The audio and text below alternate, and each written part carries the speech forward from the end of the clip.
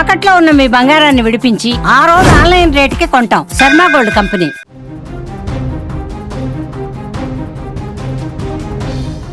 తెలంగాణ రాజకీయాలలో కీలక పరిణామం చోటు చేసుకుంది. బీజేపీ రాష్ట్ర అధ్యక్షుడు రామచంద్రరావును పోలీసులు అరెస్టు చేశారు.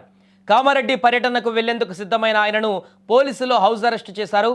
ఆయనతో పాటుగా మరికొందరు బీజేపీ నేతలను కూడా పోలీసులు అదుపులోకి తీసుకున్నారు. దీంతో ఆయన ఇంటి వద్ద ఉద్రిక్తత నెలకొంది. ఉద్రిక్తత దృష్ట్యా కామారెడ్డికి వెళ్లేందుకు అనుమతి లేదని పోలీసులు చెబుతుంటే కామారెడ్డికి వెళ్లి తీరుతామని రామచంద్రరావు అంటున్నారు. రామచంద్రరావు హౌస్ అరెస్టుతో అక్కడికి భారీగా కార్యకర్తలు చేరుకుంటున్నారు. ప్రభుత్వానికి వ్యతిరేకంగా బీజేపీ కార్యకర్తల నినాదాలు చేస్తున్నారు. నిరసనకారులు పోలీసుల మధ్య తోపులాటలతో అక్కడ ఉద్రిక్తత కొనసాగుతోంది. అటు బీజేపీ ఎమ్మెల్యే రాజాసింగ్ను కూడా పోలీసులు అరెస్టు చేశారు. కామారెడ్డి బయలుదేరిన ఆయన్ని మధ్యలోనే అడ్డుకున్నారు. కామారెడ్డిలో ఉద్రిక్తత నేపథ్యంలో ఎలాంటి అవాంఛనీయ ఘటనలు జరగకుండా ఉండేందుకు రాజాసింగ్ను మెదక్ జిల్లా పెద్దశంకరపేట పోలీసుల అదుపులోకి తీసుకున్నారు. మరొక వైపు తెలంగాణలో ప్రజాస్వామ్యం కూని అవుతుందని, రాష్ట్రంలో కాంగ్రెస్ ప్రభుత్వం రౌడీ రాజ్యం నడుపుతుందని కేంద్ర మంత్రి బండి సంజయ్ తీవ్రస్థాయిలో ధ్వజమెత్తారు.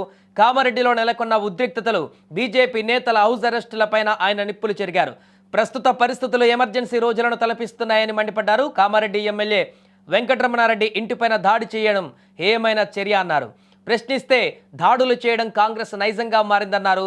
బాన్సువాడలో అన్యాయంగా 70 మంది కార్యకర్తలను అరెస్టు చేశారు. ఎంఐఎం నేతలను కాపాడేందుకు కాంగ్రెస్ ప్రభుత్వం తాపత్రయపడుతుందని ఆరోపించారు. కామారెడ్డిలో అగ్నికి ఆజ్యం పోసింది కాంగ్రెస్ పార్టీ అనంటూ కౌంటర్ ఇచ్చారు బండి సంజయ్. ఇక కాలేజీ భూముల కబ్జా ఆరోపణలతో మొదలైనటువంటి లొల్లి కామారెడ్డిలో టెన్షన్ వాతావరణాన్ని సృష్టించింది. బీజేపీ కాంగ్రెస్ నేతల బహిరంగ చర్చల సవాళ్లు ప్రతి సవాళ్లతో దద్దరిల్లుతోంది. ప్రభుత్వ డిగ్రీ కళాశాల భూములు, శిశుమందిర్ పాఠశాల, అరోరా కాలేజీ భూముల కబ్జా విషయంలో కాంగ్రెస్ బీజేపీ నేతల మధ్య ఆరోపణలు ప్రత్యారోపణలు నడుస్తున్న క్రమంలో ఈ వివాదం మరింత ముదిరింది. నిజాలు తేల్చేందుకు సిద్ధంగా ఉన్నట్లు ఎమ్మెల్యే వెంకటరమణారెడ్డి సవాల్ చేశారు. చర్చకు సిద్ధమన్న కాంగ్రెస్ నేతలు కూడా సై అంటే సై అన్నారు. శిశుమందిర్ వేదికగా చర్చకు 2 పార్టీలు సిద్ధం కావడంతో కామారెడ్డిలో ఉద్రిక్త పరిస్థితులు నెలకొన్నాయి. కాంగ్రెస్ నాయకులు సాక్ష్యాధారాలతో చర్చకు రావాలని ఎమ్మెల్యే కాటిపల్లి వెంకటరమణారెడ్డి ఛాలెంజ్ విసిరారు. అయితే కాంగ్రెస్ బీజేపీ నేతల బహిరంగ చర్చకు అనుమతి లేదని పోలీసులు స్పష్టం చేశారు.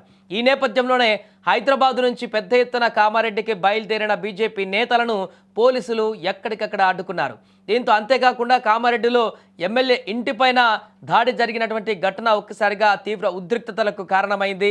ఈ నేపథ్యంలో అక్కడికి వెళ్దామన్నటువంటి ఏ ఒక్కరిని కూడా వెళ్ళనివ్వకుండా బీజేపీ నేతలందరినీ కూడా ఎక్కడికక్కడ హౌస్ అరెస్టులు చేస్తున్నారు. దీంతో అక్కడ ఉద్రిక్త పరిస్థితులు నెలకొన్నటువంటి పరిస్థితి ఉంది. ఏదేమైనా కూడా ప్రస్తుతం కామారెడ్డి అంశం రాష్ట్ర వ్యాప్తంగా హాట్ టాపిక్గా మారింది. రాజకీయ రంగును పులుముకుంది. బీజేపీ కాంగ్రెస్ మధ్య నువ్వా నేనన్నట్టుగా వాదోపవాదాలు కొనసాగేటువంటి పరిస్థితికి మూలంగా మారింది.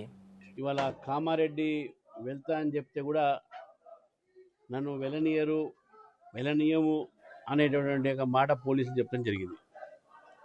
అక్కడ మా ఎమ్మెల్యే మీద దాడి జరిగింది, ఆయనకు సంఘీభావం చెప్పాలి. బాన్స్వాడలో కూడా అక్కడ గొడవలైంది. నిన్న బంద్ సమయంలో కూడా 70 మంది, దాదాపు 100 మంది, ఇప్పుడు పొద్దున వరకు 100 మందిని అరెస్ట్ చేశారని చెప్పేసి కూడా మనకు సమాచారం వచ్చింది. మళ్ళీ ఈ యొక్క సమాచారం మేరకై కామారెడ్డి, బాన్స్వాడ 2 కూడా పోవాలని చెప్పి నిర్ణయం చేసుకొని నేను, మా ఫ్లోర్ లీడర్ మహేష్ రెడ్డి గారు, రాకేష్ రెడ్డి గారు, కొమరయ్య గారు, అంజిరెడ్డి గారు మేమంతా కలిసిపోదాం అనుకున్నాం ఒక డెలిగేషన్గా. కానీ రాత్రి నుంచి వారి దగ్గర కూడా పోలీసులు పెట్టారు, నా దగ్గర కూడా పోలీసులు పెట్టారు.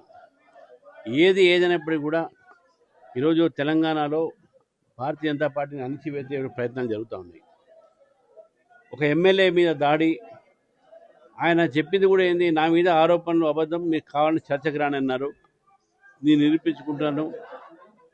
చర్చకు రాకుండా దాడులు చేసే ప్రయత్నం కాంగ్రెస్ పార్టీ. బాన్స్వాడలో ఒక హిందూ స్త్రీ పైన అన్యాయం చేసే ప్రయత్నం చేసినటువంటి ఎంఐఎం వారికి వ్యతిరేకంగా అక్కడ ప్రజలు బంద్ చేస్తే అక్కడ బీజేపీ కార్యకర్తలని, హిందూ సంస్థ కార్యకర్తలను దాదాపు అరెస్ట్ చేశారు. మరి ఇది ఎక్కడ వాతావరణం ఈరోజు నిర్మాణం ఏంటంటే కాంగ్రెస్ పార్టీ మనస్తత్వంలోనే వాళ్ళ యొక్క మనస్తత్వమే అణచివేత మనస్తత్వం.